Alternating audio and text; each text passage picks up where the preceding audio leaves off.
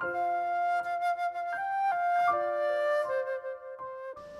Quarterly, the Book of Isaiah, Lesson 8, Isaiah 39, Hezekiah's Temptation and Fall. Isaiah 36 to 39 forms an almost exact parallel to 2 Kings 18:13 to 20:19, recounting the Assyrian invasion of Judah in Isaiah 36 to 37, followed by his sickness in chapter 38, and the visit of the Babylonian envoys in chapter 39.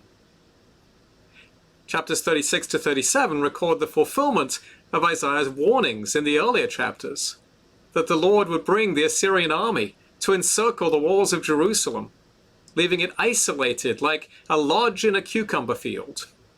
Isaiah 1:8.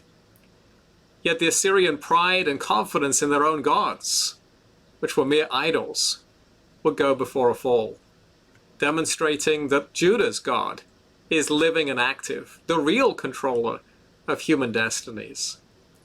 The angel of the Lord struck down 185,000 of the Assyrian soldiers, causing Sennacherib to decide that the time was right for a strategic withdrawal.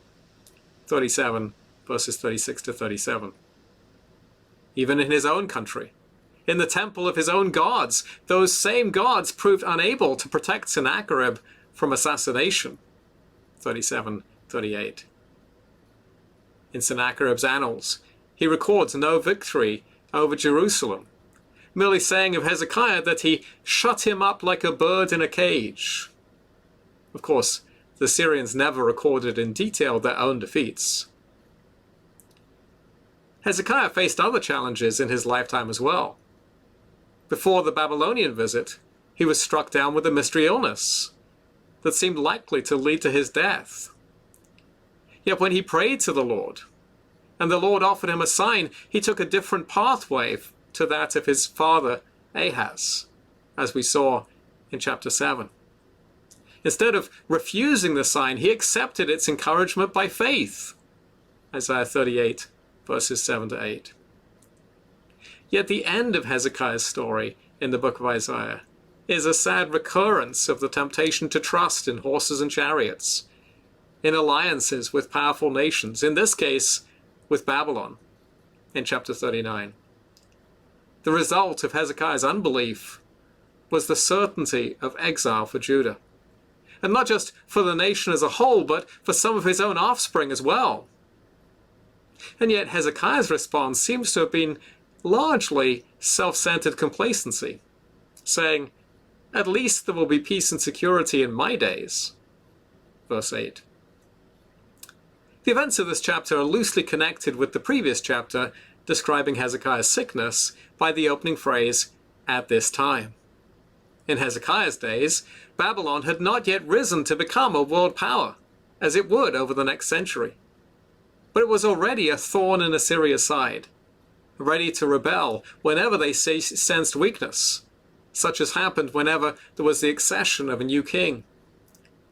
There's no obvious reason why the king of a country in distant southern Mesopotamia would send envoys with a gift to the king of a small country in Canaan, merely because they'd heard he'd recovered from an illness. Chapter 39, verse 1. Even if they'd heard of the miraculous element of Hezekiah's healing, claims of such divine interventions by this god or that were common in the ancient world. The final clause of verse 1 seems like more of an afterthought, therefore, a pretext for sounding out a potential ally, rather than the true reason for Babylon's concern. But King Hezekiah was more than glad to welcome the envoys from Babylon. No doubt he was flattered, reassured by this news of human powers that valued him in tiny Judah as a player of significance in the game of international diplomacy and warfare. Of course, the kind of alliance under discussion here is exactly the kind of relationship that is rebuked so often in Isaiah 1 through 35, most notably in the case of his father Ahaz's reliance upon Assyria rather than the Lord in Isaiah 7. And now Hezekiah was about to repeat Ahaz's mistake, only with Babylon rather than Assyria. The true nature of the Babylonian envoy's visit is revealed by mention of Hezekiah's armories in verse 2. Hezekiah made sure to give them the grand tour in hopes of persuading them of his strategic significance. We're not told whether the Babylonians were impressed by his treasure houses and military stores, or whether it all seemed rather second-rate to them by comparison to the wealth of their own kingdom. Nor is there any evidence that the Babylonians viewed Hezekiah as an equal partner in this rebellion. They were simply interested in fomenting as much trouble for the Assyrians as they could, in any quarter where they could get a hearing. Whatever the Babylonians thought about a potential alliance with Judah, the key issue was what God thought about it. Though that should hardly have come as a surprise to King Hezekiah, given the consistency of Isaiah's earlier teaching on this precise subject. As a result, the arrival of the prophet to see him in verse 3 must have prompted some dread in the king's heart. Isaiah's open-ended questions, what did these men say? And from where did they come to you? Verse 3.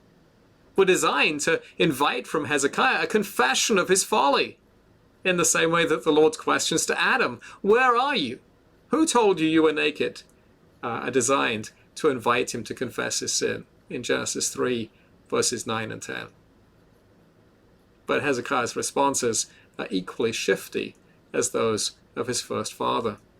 He dodges the first question. What did they say?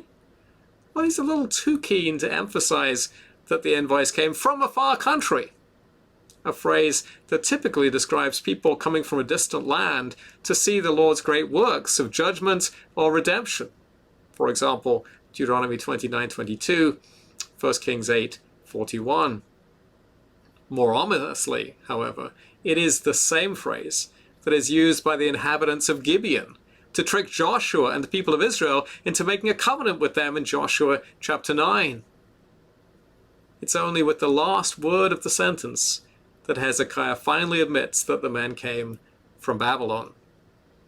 And when the prophet presses him, what have they seen in your house? Hezekiah's response is rather sullen, like a little boy caught with his hand in the cookie jar. I showed them everything in my house and my storehouses, verse 4. In response, Isaiah announces the declaration of the Lord of Hosts, verse 5, God's military title, as befits the one who is more than capable of defending his people from powerful enemies, as chapters 36 to 37 make absolutely clear. The punishment would fit the crime. Everything Hezekiah showed the Babylonians would make its way to Babylon as plunder. The Assyrians, whom Hezekiah viewed as the main danger to Judah, they were not the foe he should fear. He should have feared the Lord, rather than acting out of terror of an impending human crisis. Not only would all of his treasures be carried off, but some of his own offspring would also be taken into exile and be made eunuchs by the king of Babylon, endangering the future of the very line of David. Verse 7. The fulfillment of this prophecy can be seen in Daniel 1:1-4, where Nebuchadnezzar took treasures from the temple and members of the nobility and royal family into exile, placing them under the care of his chief eunuch. We're not told whether Daniel and his friends were also made eunuchs, but it does seem plausible that at least some of them were. So how does Hezekiah respond to this announcement of fearsome judgments? He said, the word of the Lord you have spoken is good, for he thought, there will be peace and security in my days. Some commentators, such as Calvin, view that as a positive, humble response of acceptance of the Lord's word of judgments, in line with 2 Chronicles 32:26. Others, like John Oswald, aren't so sure, noting that the 2 Chronicles passage refers specifically to Hezekiah's illness, not to the visit from the Babylonians, which is not mentioned until verse 31. The response certainly doesn't have the same ring to it as Hezekiah's words in 37:1. Yes, Hezekiah was a good king on the scale of biblical monarchs, But don't forget that Isaiah is building the Lord's case as to why the coming exile to Babylon is inevitable. Hezekiah's flaws and failings are a crucial component of that picture. The problem in the whole of Isaiah 1 through 39 is how can sinful, rebellious Israel become repentant, holy Israel and enter into the joy that is promised them by the Lord? By the end of chapter 39, no clear answer to that question has yet been given, which highlights the fact that Isaiah 1 through 39 was never intended to be a self-contained book. It's certainly clear that the Davidic kings are not the answer, not even the best among them. The hopes of Isaiah 9 and 11 seem certain to be dashed unless there is some new shoot from the stump of Jesse. But where is hope to be found for God's people in the midst of this chaos? Well, the answer to that question will have to wait until we get into the second half of the book of Isaiah. Application questions. 1. Why do you think Hezekiah was able to withstand the assault of the Assyrians with faith in the Lord in chapters 36 and 37, yet he failed so spectacularly when faced with the much lesser challenge of the Babylonian envoys? Have you ever seen something similar in your own life? 2. From a different angle, since God is sovereign even over Satan's temptations of us, why do you think God allowed this temptation and failure of Hezekiah? Especially given its consequences, not just for Hezekiah himself, but for his descendants after him. For a hint, read 2 Chronicles 32:31. 3. Does God ever deal with us in the same way as he did with Hezekiah? 4. How is the gospel good news for self-centered kings like Hezekiah and self-centered people like us?